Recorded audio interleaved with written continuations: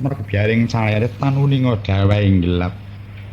Pindha panjang putra panjang alit dumawah ing sela sumayana dahat kumpira sing manah kula. Ananging dipi kula marak wonten ngersa paduka ingkang sinuwun. Raos sing manah asrep yayah siniram tirta wayu anci enjang. Datan pindah nggadhahi raos maras. Menapa ta sababipun? Karana punapatih ngurmaosi andhap panggenan hamba. Tur sawetawis anggen kula suwitan nerepati hambuk bilih. Punapati anandang dosa alit sakit ageng dumugining pejah. Baya sinten ingkang prayogi murba masesa muhung paduka ingkang sinuwun. Tembung tadah wadana kakurepna wonten ing abahan kapandhu warastra ingkang lungit.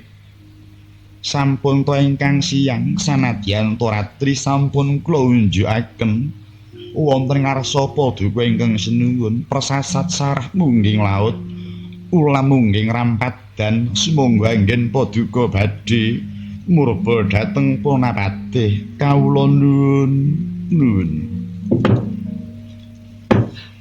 Paman Patih Harya Sangkuni kajeron panampa munduran kaya anandang dosa pakenira paman ngaturake pati urip ana bini cara sak galak-galakaning Sardula kaya datang kuwawa mangsa marang sutane dhewe apa maneh tumrap manira menyang pakenira paman kaya isihake hambek palimar maning karaton amarga sapa to ingkang kawogan mbabake ngrungkut ngobori peteng amung kajaba pakenira paman Patih Harya Sangkuni.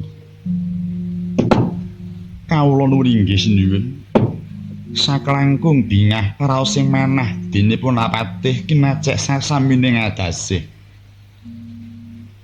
Namung anggen kula marak wonten ngersa paduka ingkang sinuwun kaparenga punapatih cumadong dawuh menapa menggah wigatos sing pahamaning dinten mangke. Mara paman Patih Radikapura ngarsa manira babari wigatining pasewakan dina iki. Hanjrah ingkang puspita